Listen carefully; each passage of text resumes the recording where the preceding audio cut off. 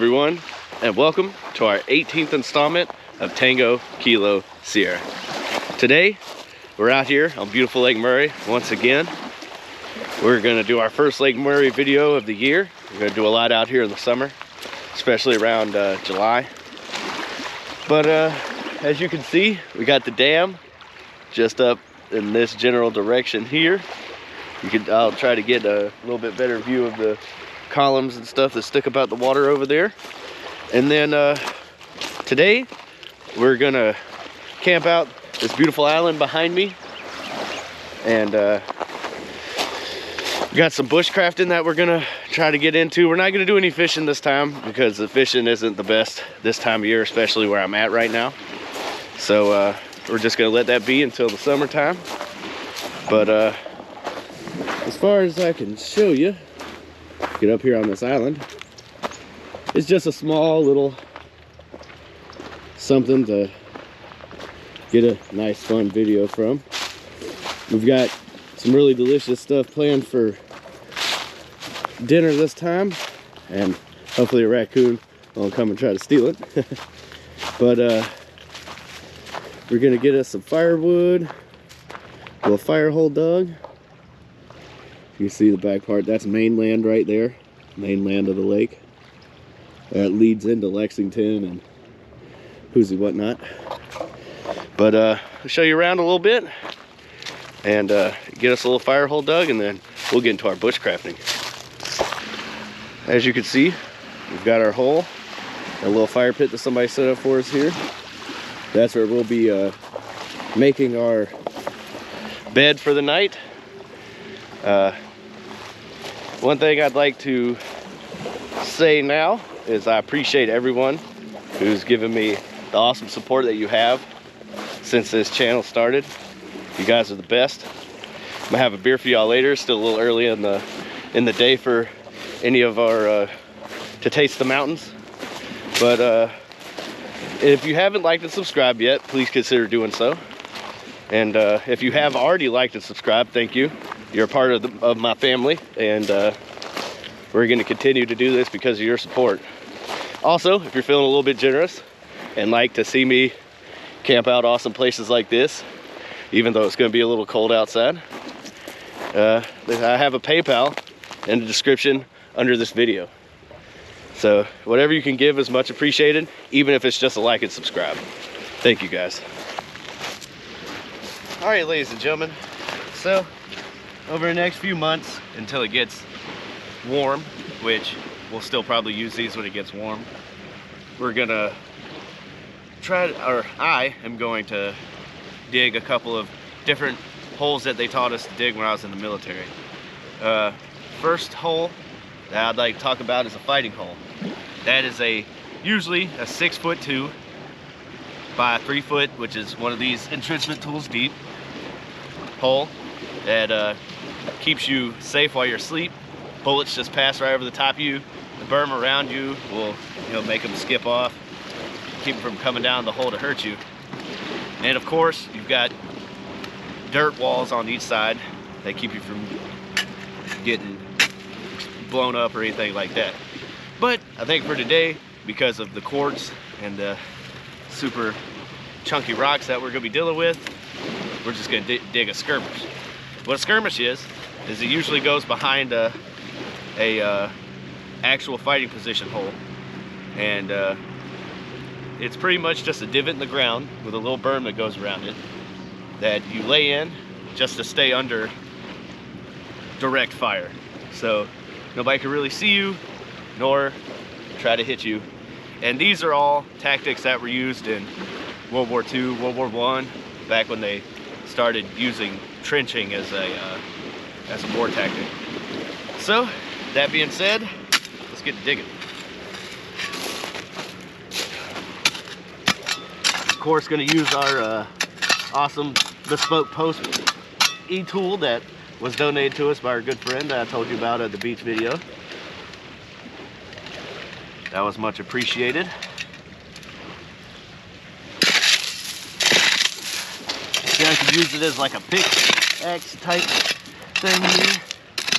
I'm gonna dig this out, dig it out and let it dry out. You gotta let it dry out. You don't let it dry out, you're gonna be laying in some pretty cold, wet dirt, especially cold, wet dirt that is right here next to the lake like this is.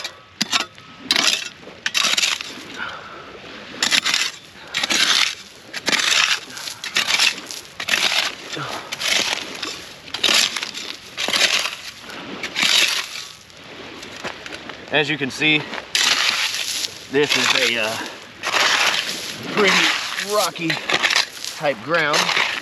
And of course, I'm gonna fill this back in whenever we get done, because the whole entire bravado of these holes, that you can fill them back in and make it look like you were never even there.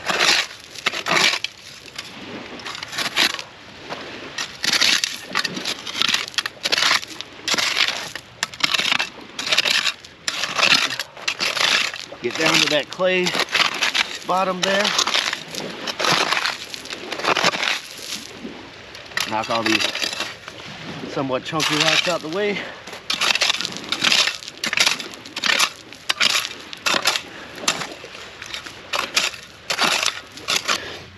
Alrighty. So, got things like these rocks that we run into. Let's put this bespoke post shovel to the test. See how it does, breaking that big old rock up right there. It did pretty good. For something that just gets sent to you in the mail, a little shovel ain't bad. You can never touch a Gerber or something like that like I was issued in the military, but hell, what can, you know?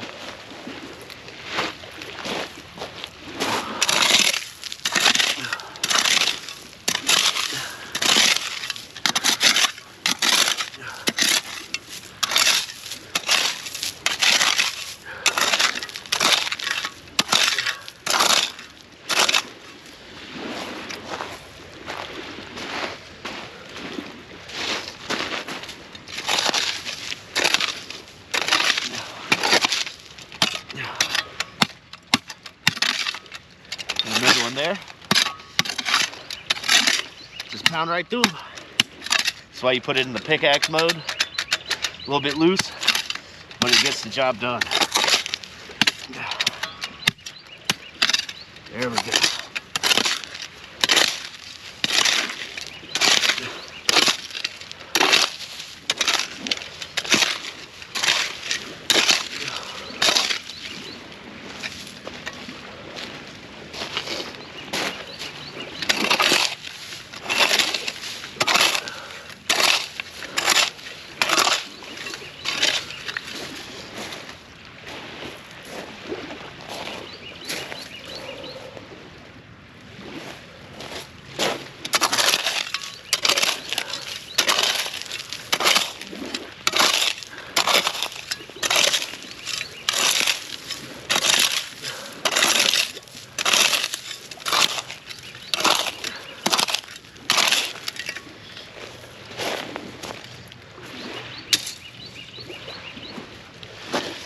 Let's see how tall this thing is. It's pretty nice. Skirmishes were originally built to where if you laid in them like so, you aim down range, and you had your little field of fire set out there. You can lay down range, be below enemy fire, a little berm built up in front of you to stop bullets from hitting your face or anything, and you can put accurate and precise rounds on target. So now that we got this dug, we'll get our little camping area set up, and then we're gonna go look for some firewood and see about opening us a couple of those delicious coors. Thanks for staying tuned, people. Although pretty easily seen from the rock, or from the color of the rocks here, this, ladies and gentlemen, is home for the night. We'll reinforce that corner that's flappy, but it is not too bad looking, if you ask me. Got the tarp up off of us, got us some cover. put rocks down on the tarp and some leaves to kind of camouflage the already camouflaged tarp. Now we got to worry about is where we're going to put our fire hole, which I think is going to be right here. But I think right here I'm going to need to crawl in. So that's going to be it for the night. And guy right there on that bass boat's probably like, what is this crazy sucker doing? Pretty hard to see. You ain't looking right for it. God, how much I love beautiful Lake M.R.E. Starting to get busy. It's a nice warm 60-degree day. It's going to get up to 65 today, which is going to be nice. Ain't going to get below about 53 tonight. It's gonna be even nicer. It's kind of one of the reasons I'm happy to go ahead and get this video done. But yeah, this is for you guys. Tink. Thank you everyone who is watching, has watched, liked and subscribed, all that good stuff. Your support means the world. This is for you. Cheers.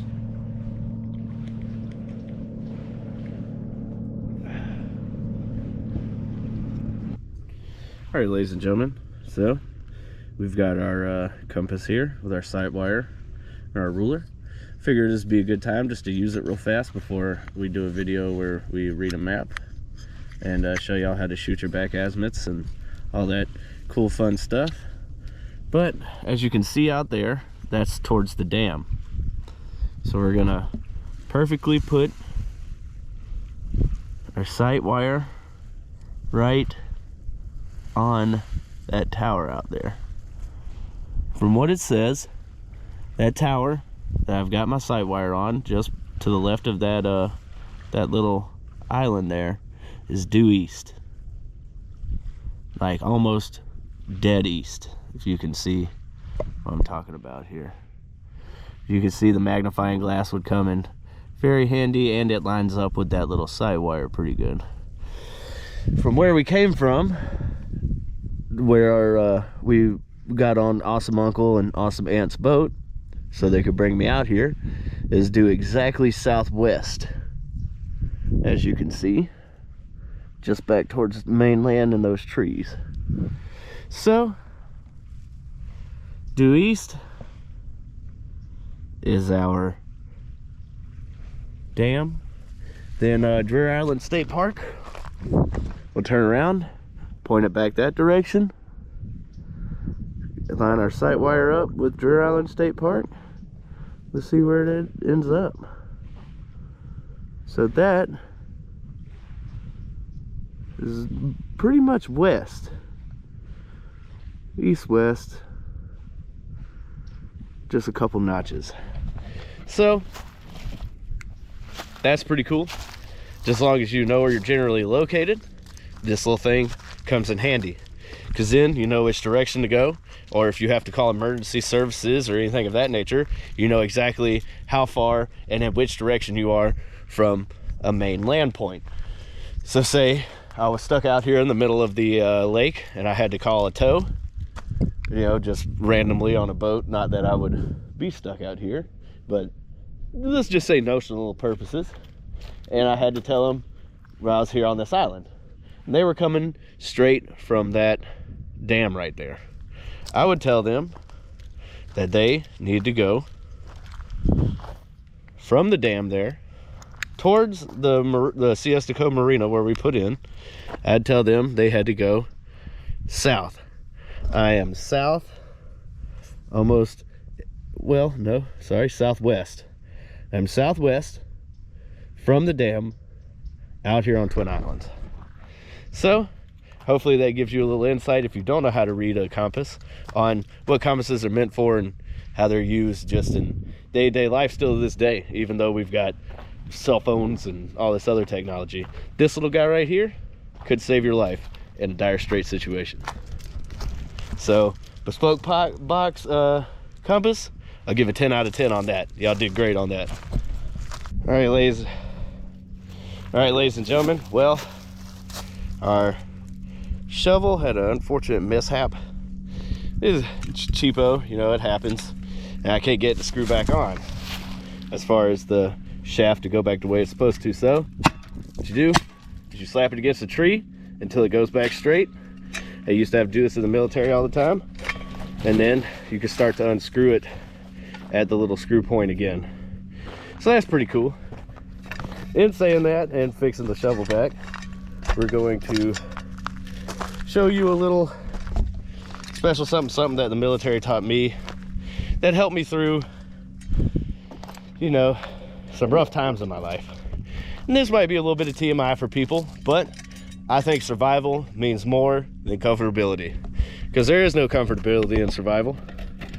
So what we're gonna do is we're gonna fully elongate our shovel, and then I'll show you here in just a second when I get it set up exactly what I'm about to do with this thing. All right, so find you a nice soft piece of land. I'll say right here, push the shovel down into it, then you've got you the perfect toilet seat. Sit on it like this, rest the very bottom of your butt cheeks on it. Now, I know this is a little bit too much information, but you know, you got to know these things. Then you've got a fresh spot to sit where your clothes can't get dirty or nothing of that nature. So these little things, and of course you got to clean your shovel afterwards. But these little things are absolutely perfect. I'm gonna shove it down the ground right here and show you from the side. See, bam. Now I've got a place to sit, and I can do my business and have no issues. Nice place to wipe too, no issues. So that is the multifaceted entrenchment tool. All right, ladies and gentlemen, that brings us to getting our fire started today. See, it's how everybody's giving me crap about starting my fires with a blowtorch. I've got us some dill picklers here, some dill pickled chips. We get this fire started with them with nothing but a Bic lighter. Let's see how this works out. Angle this down here, turn it towards the fire there. Yep, you can see it, good stuff. Bring them up in there, put them on top there. I have some of these for a snack later too, because they're some of my favorite chips. Let's see what happens.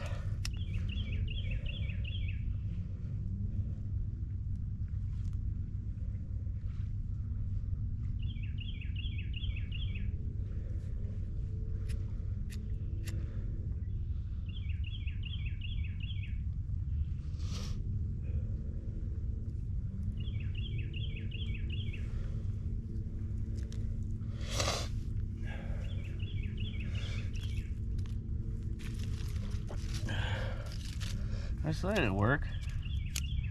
I guess the torch does make it a million times easier.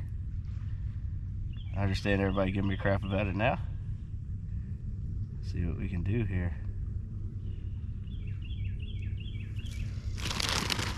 Come on, stay lit.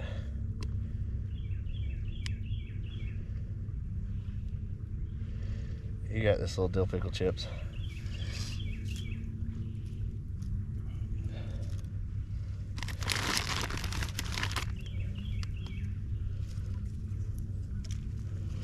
Ooh, they burn hot too. That's good to know. I kind of already knew that, but still. Gotta really centralize them.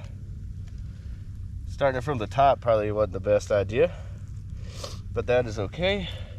It'll do. There she goes. Starting up pretty good.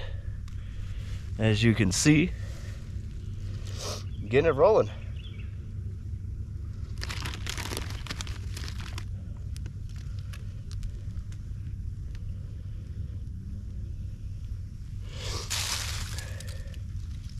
Bit of leaves and whatnot just to get the flame going a little bit better. Ha! Told you I could start with a Bic lighter. I don't have to have the torch every time. just nice to have because it's a little bit easier, mostly. All right, let's get these away from the fire. Might munch on those a little bit later. Throw us some more foliage on there.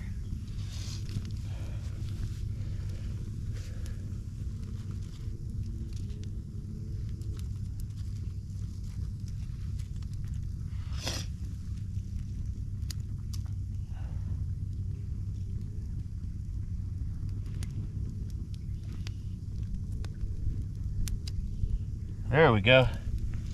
Now she started up big. All right, guys, we'll see you back here in just a bit. All right, ladies and gentlemen, we're in between beers here. As you can see, it's starting to get a little bit dark.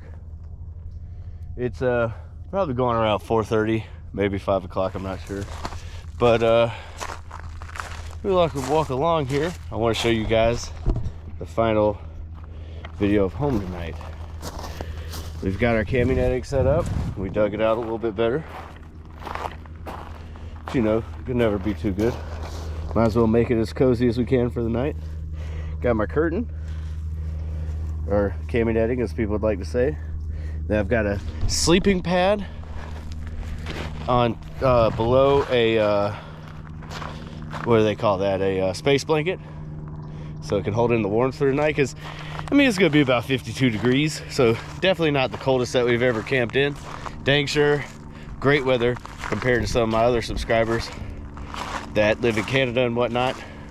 Those guys have it rough, but still should be cozy tonight. Curl up and just yeah, enjoy our evening. Walking around, I found these random pieces of metal that just like an exploded piece of something. See how it's still metal,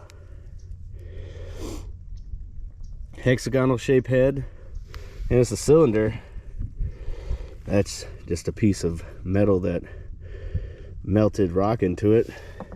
That's got something coming out of it, some kind of blue stuff, maybe an igniter cap for something or something like that. That's still got chunkies in it from whatever it used to be filled with.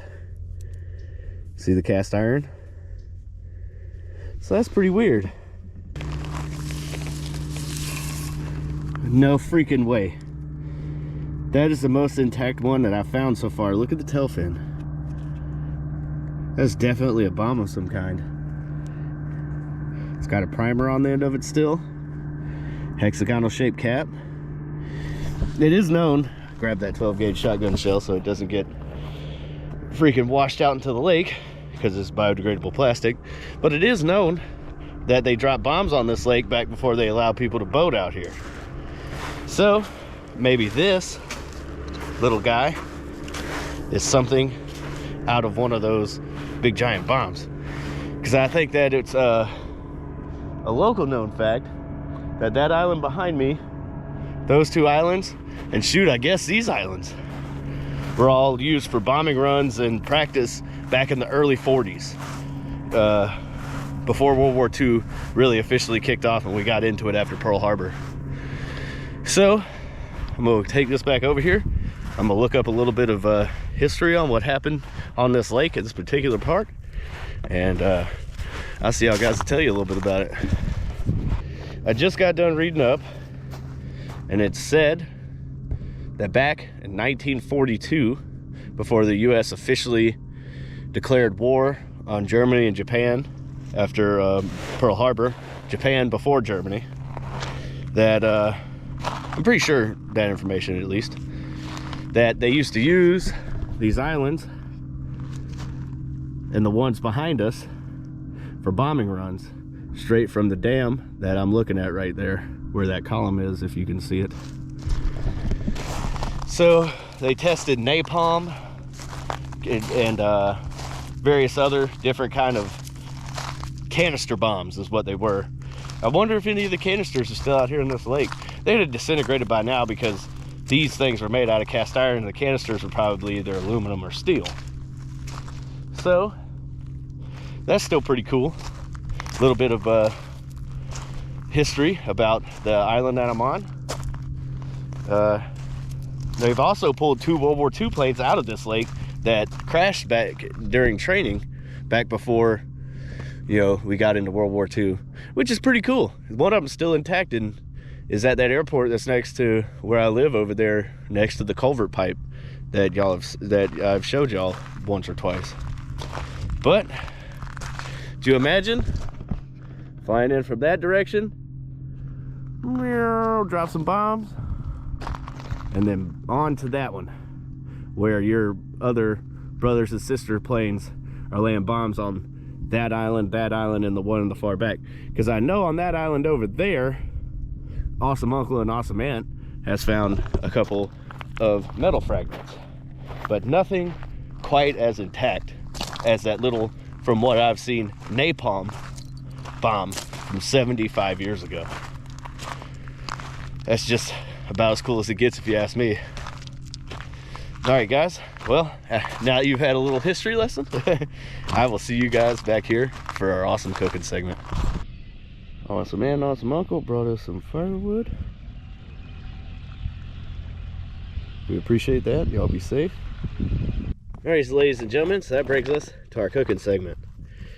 I unfortunately had to open this already because I need the toilet paper that was inside of it, because I was too goofy to bring toilet paper with me. But as you can see, donated by Awesome Uncle and Awesome Aunt, we have our beef taco M.R.E. I want to make sure we get this done before it gets too dark, because once it gets dark, it's really hard to see. Oh man, look at that. Came in a box. That's what it originally came with when I was in the Marine Corps, but you know, they send them sleeve things now that you've seen me use. Then we've got some applesauce. They didn't have this applesauce when I was in, I don't think, and if they did, I really don't remember. So we'll have to see how good that is. Then our 3-stage heater, which is gonna be fun. Our beverage bag, our M.R.E. spoon, which you know how lethal that can be. What do we got here? Some tortillas. So those tortillas should be good for our tacos. Why have a taco bag without tortillas, right? Then we've got jalapeno cheddar tortilla crackers, which are usually combos, which I'm pretty excited about. And then our lemon lime beverage powder, which is going to be cool too. We'll use that as our little beverage bag. All right, so what we're gonna do is we're gonna get some of this set up. All right, so our 3-stage heater here. We're gonna not put the water in it first this time, which is where I messed up on the last video, on the culvert video. We're gonna make sure our main meal goes in there first. This where'd I put it? There is a here it is. Okay, cool. There's the regular bag of necessities here. It's got your gum and your cream and your creamer, I mean, and coffee and all that good stuff. But and matches and sugar. But this is a first for me. I wonder why they sent barbecue sauce. I don't think you really need barbecue sauce for a taco, but yeah, as long as they ain't got taco powder on it, we'll try it. We'll heat it up with it, and we'll see how good it is.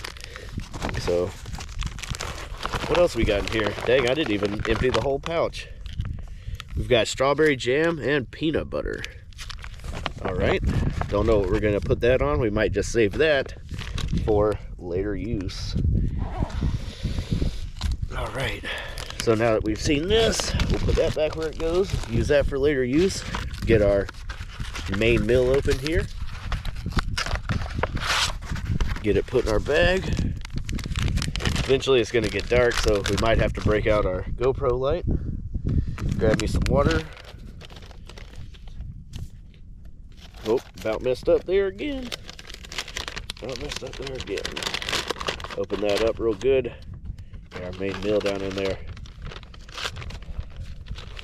As long as you do it before it gets wet, it ain't gonna bind up. You see how I did that? Last time it bound up down here, it only heated half the M.R.E, which was One of my least favorite things in the military was eating a half cooked M.R.E. So we're gonna dribble some water in there.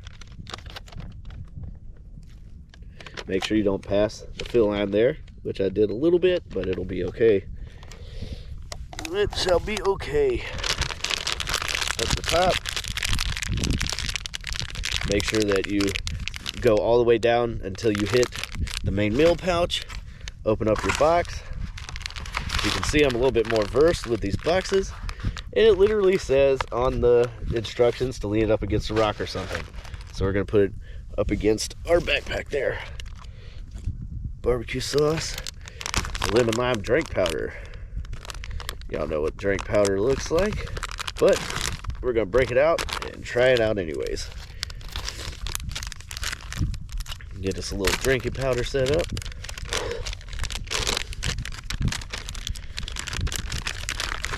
Lemon lime here, so it's gonna be yellow for sure. Got our fire going in the background, which is awesome. Make sure that we put all of our trash where it goes. Pick this up. Check on our main meal in just a minute. Fill it with some water. Where's the fill line on this thing? Almost 12 ounces. Hit that 12 ounces. Seal it off. Get some there out of it. Seal it off. Don't get all there out of it because it will pop. Go a couple times with it. Curl it up. I've had this thing pop on me 500,000 times. Well, probably only about 3 or 4, but still, that's enough for anybody.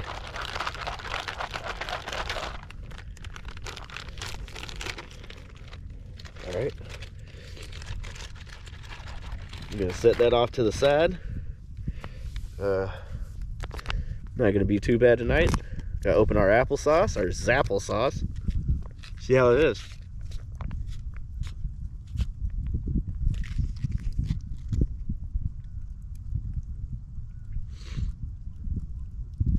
Well, doesn't go bad until 2023.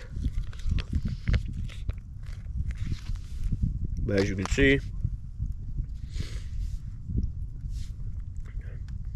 comes out weird brownish color here. Not too bad. Not like it is out of the jar either though, so there's always that. All right, on to the next. Let's try out our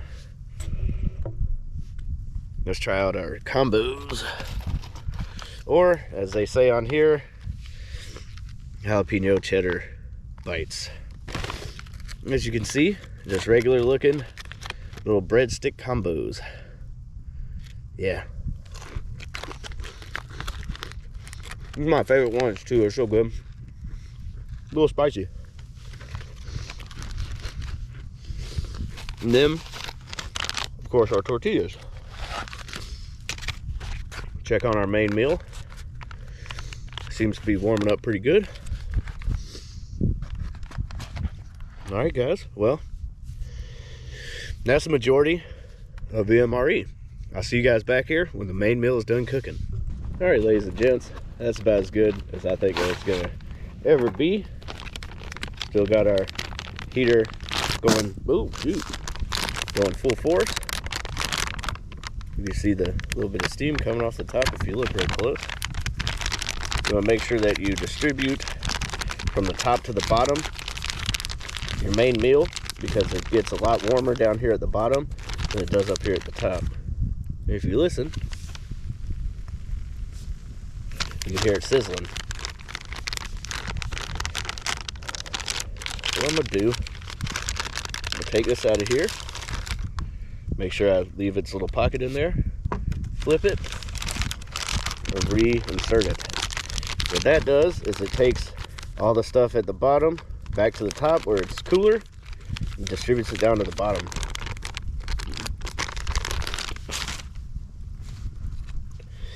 I'm gonna hold off on this barbecue sauce just in case. Oh, I should have turned the sound of my phone off, sorry about that. But probably Twitter. But anyways, got the barbecue sauce here. We're gonna keep that just in case we need it. So, saying that, distributed our green drink here, our lemon lime drink, to where there's no powder in the bottom anymore. Well, there's some. So let's shake it up a little bit more.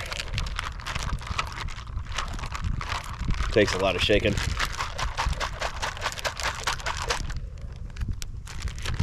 As good as any. Like I showed you before, open it. I make a cup. But I had a buddy show me recently, my buddy Joe, showed me that you could drink out of the side, which I never really thought about. So I'm gonna try that.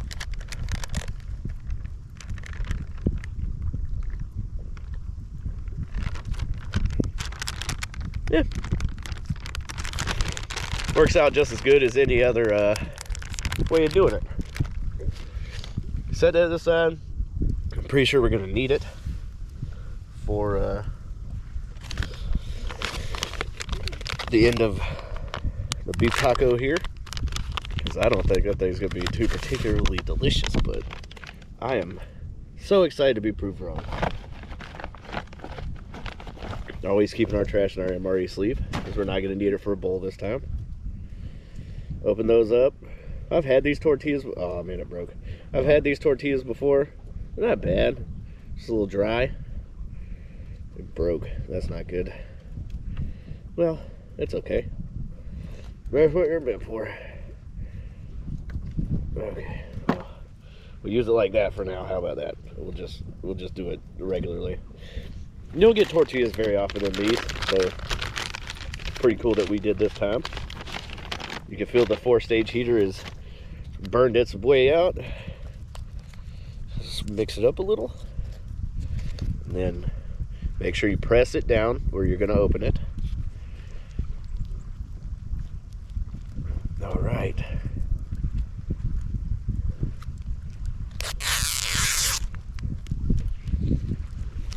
So let's see what this looks like. So it's got like a, oh god, oh boy, this is gonna be an experience. It's got like a refried bean slash, I guess, I don't even know. What did I do with my M.R.E. spoon? There it is. It's got like a refried bean slash heart, like hamburger in it, I guess. So let's try it and see how it is here.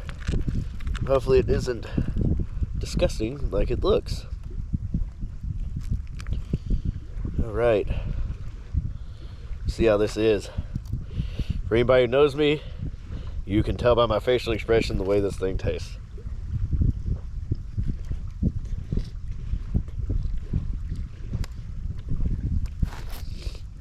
All right, now bear with me here. That is not awful. They're way worse than M.R.E.'s.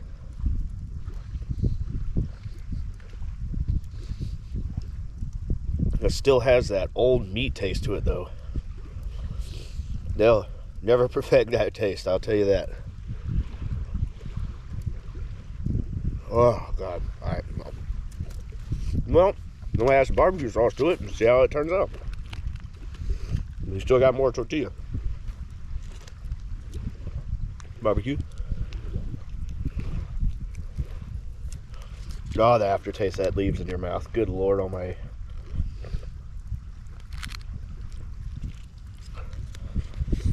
As you can see, we added our barbecue sauce right there.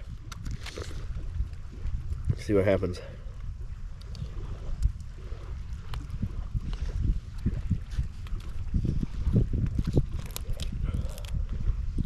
It kind of masks the old nasty taste to it. Like, have you ever had something that's been sitting in the refrigerator for too long? That kind of,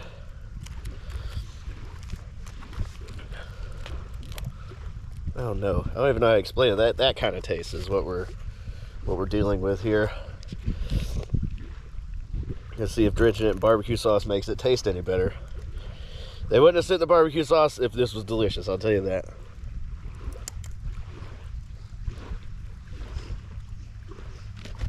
It's alright. Good enough to survive off of, at least.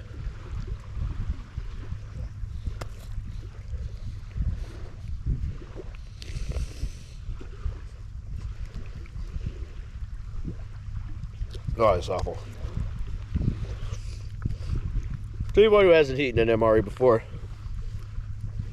I'm sure it won't be that bad. Beef taco M.R.E, I give it a 4. Because other than the meat taste, like the old nasty meat taste to it, actually it turned out not too bad. Came with combos, which was great, and some drink powder.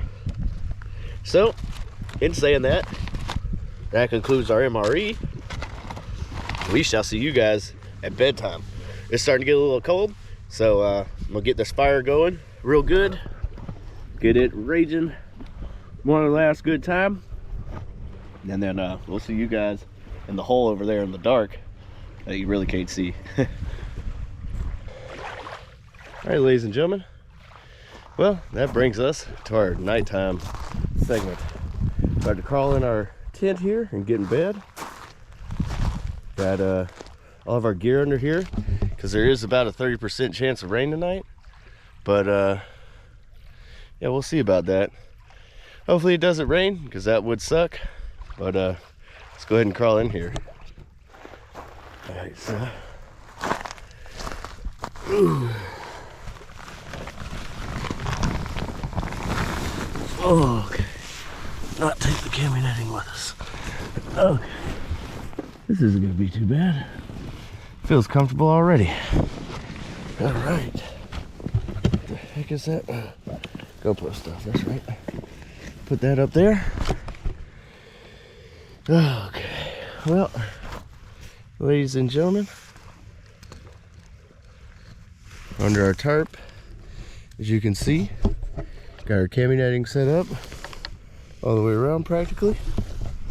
And yeah, we're gonna lay ourselves down here, get all cozied up inside of this little tarp shelter here that I built, this little fighting hole.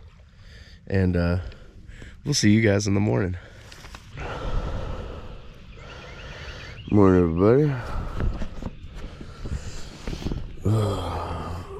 Lens is fogged up a little. Well, that was a pleasant sleep. Other than the fact that I had to get up and transition some stuff because it started to rain. And a beaver started slapping its tail at me last night. But I just stayed in here. He stayed out there, and you know, we just coexisted there. So I'm gonna get up out this freaking lean-to here, and yeah, I'm gonna get everything packed up, and we'll see you guys at the finish line. As you can see, covered and concealed. Packed it in, packed it out. Got our gear ready to go. That guy right there, pretty cool dude, former Armory veteran, came over and said hey and said a prayer for me. I really appreciate it, Bobby. Thank you for your service, bud, and you be safe out here. But time to get back to doing what we do normally. You gotta work, make some money as usual. But thank you guys for tuning in, and we'll find another great place, and we'll see you next time.